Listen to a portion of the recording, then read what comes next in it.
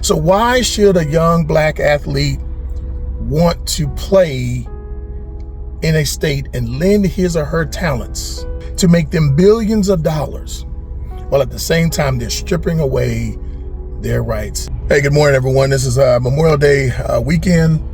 This is a time of remembrance and a somber holiday, if you will, for the nation as we reflect on the sacrifices of those who went before us and put their lives on the line for this country and to protect the civil liberties.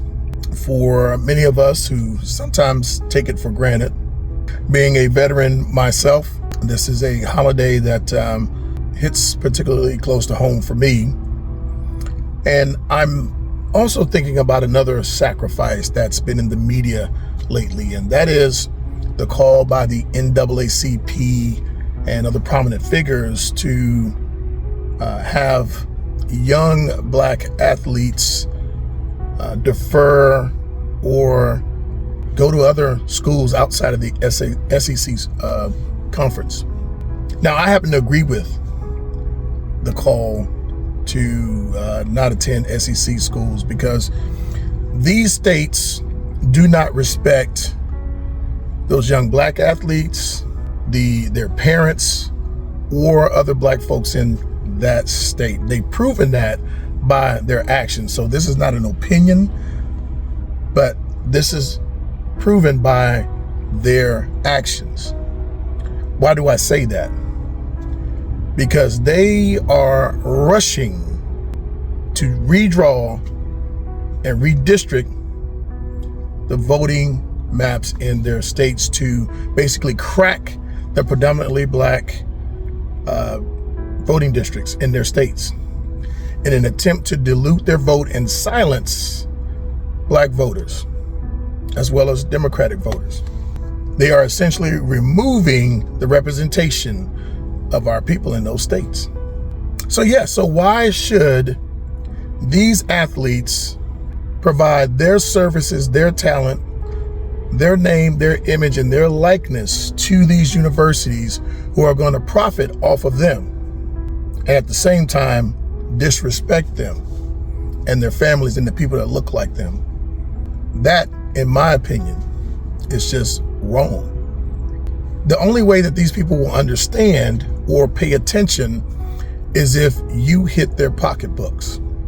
I'm going to address two things, and it comes to the position of people saying that, well, these athletes are too young.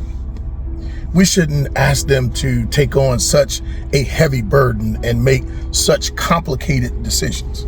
Well, I will remind you, number one, how old do you think John Lewis and other civil rights icons were in the 60s when they made the decision to put their lives on the line for us, to have the very civil liberties and voting rights that we have today?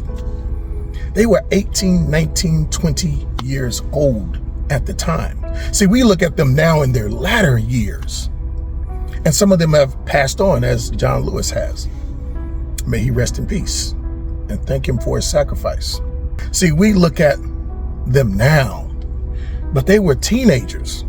No NIL deals, nothing else other than the commitment to do the right thing, because they understood that they had a call. They had a call to put everything on the line. They put their lives on the line. Some died, some were beaten, but because of their sacrifice, we are where we are today. Here we are again fighting for those very same things, because the Republicans have been fighting for the last 30 years, chipping away at the Civil Rights Voting Act.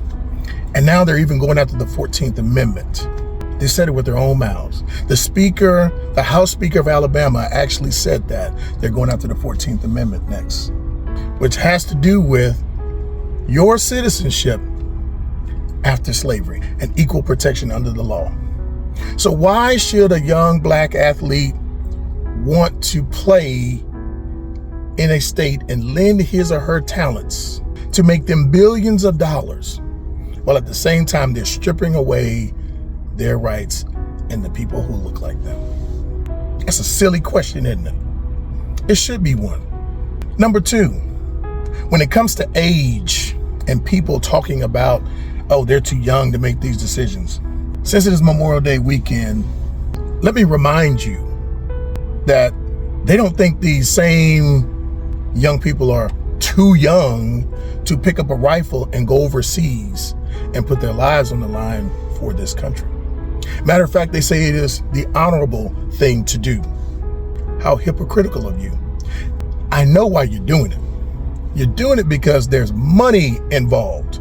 If you don't have those 4- and 5-star black athletes on the field, you know that your ticket sales will go down. You know your recruiting will suffer. You know that jersey sales and merchandise sales will go down. That TV money will start to dry up.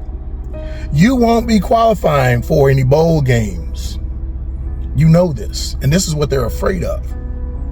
And this is why the propaganda train is in full force. They know this. They know that you could go to USC. They know that you could go to Oregon, UCLA, Michigan, Ohio State. They know you can go to those schools.